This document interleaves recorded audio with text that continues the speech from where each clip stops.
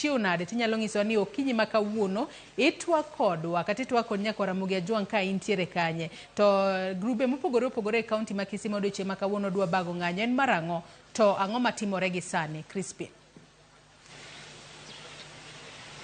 Oya ina Joyce awinjo yo makare kama antiere ni antiere par mano mar obila mano mantiere bomani ma Kisii kama okinyi makawuono ne nitiere twak mano makende mano mar kamanda mochung'ne arita kwe kaunti ni ma Kisii mano Charles Kases ko twak kod jofwambo kalure kod grube ariyo mo ochano bago ng'anyo e bomba ma Kisii mano chakre kiny.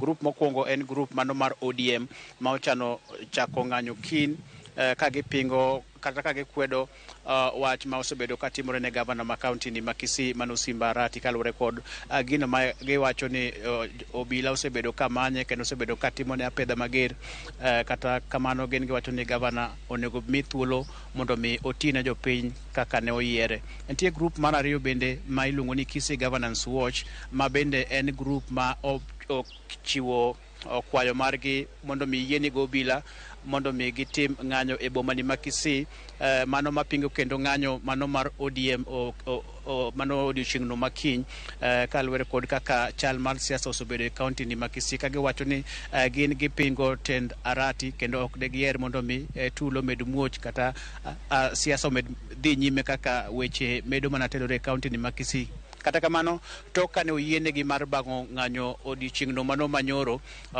mano tend obila ma kaunti ma Kisii kaachiel kod komanda mano ochung'ne Kisii mano Kitutu Central ne gitimo romo makende kendo giamua ni ok gibi yiene kundi moro amora mar timo ng'anyo e bomani ma Kisii mano chakre kiny kendo jogo ma biro temo timo kamano ibiro ked kodgi kod obila kendo wadani mondo wawinja ne gino mane kamanda ma kaunti ma Kisii mano Charles Kases wacho kaluwore kod ng'anyo ma ne ochan bago odiochieng'no makiny.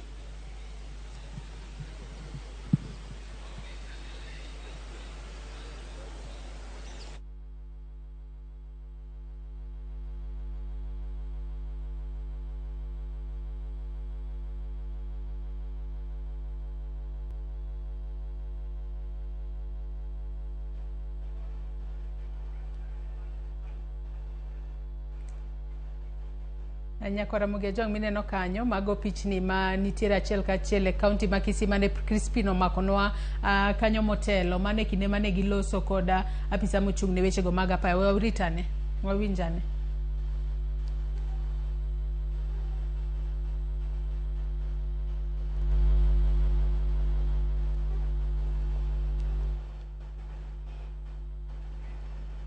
Aya kata kamano wantiere kod ng'ikruok mar duol kanyo. All the demonstrations within Kisii town.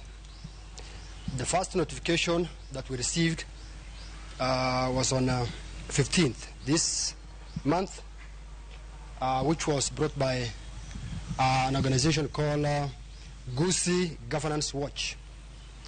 They were intending to hold the demonstration on 19th.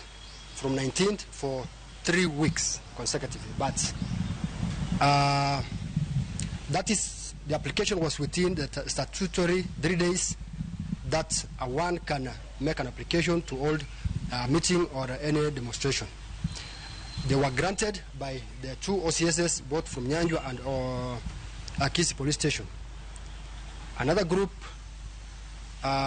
is the ODM party, which brought their notification of intention to hold a peaceful demonstration again from 19 for 2 weeks.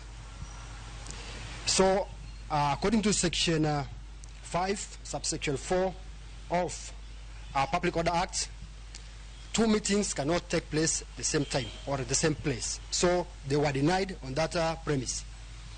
So, upon analyzing both applications, and due to security concerns, we have decided to cancel the first application from the Kisii Governance Watch, so that we concentrate so that both protesters cannot harm each other, or so that they cannot antagonize each other. So both demonstrations from the ODM and the Kisii Governance Watch stands cancelled from now. And any kind of demonstration that will take place will be treated as illegal demonstration. So that's the message that I wanted to pass to you. Thank you.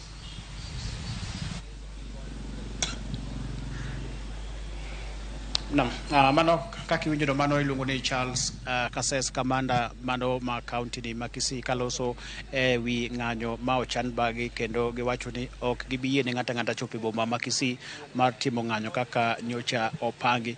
Kendo wabiro winjane kuom jogo ma pango ng'anyo jotendgi ma pango ng'anyo go e county ma Kisii. Wawinjo ni giwacho ang'o kaluwore kod gino ma owachi kod mano kamanda ma county ma Kisii, ka bende gibiro dhi nyime kod ng'anyo no koso gibro weyo kaka onyisgi. Kata kamano, Joyce, en wach ma pod wamedo luwo yo matut ahinya, kendo bang'e kanyo weche wa manyien ma midhiambo ang' wanyis jowinjo magwa kaluwore kod chal mar siasa mamedo mana tedore piny maru e kaunti ni ma Kisii. Koka manang na duok kendo iri Joyce e studio. Erokamano ahinya Crispino Otieno ka intiere kaunti ma Kisii. Mos ahinya kanyo kuom ahonda momaki kanyo nyalo manyo pi mar mondo mi ibud godo duondi. Kata kamano ang'e ni chenro ma kamano ibiro bedo kiluonwa, kendo wabiro bedo kwa winjo ni grube ariyogo gin to giwacho nang'o kaluwore ni komanda e kaunti ma Kisii, mano komanda mar obila e kaunti ma Kisii Charles Kasses, en to osegolo chung' mare kotudore kod ng'anyo ma bende ne gichano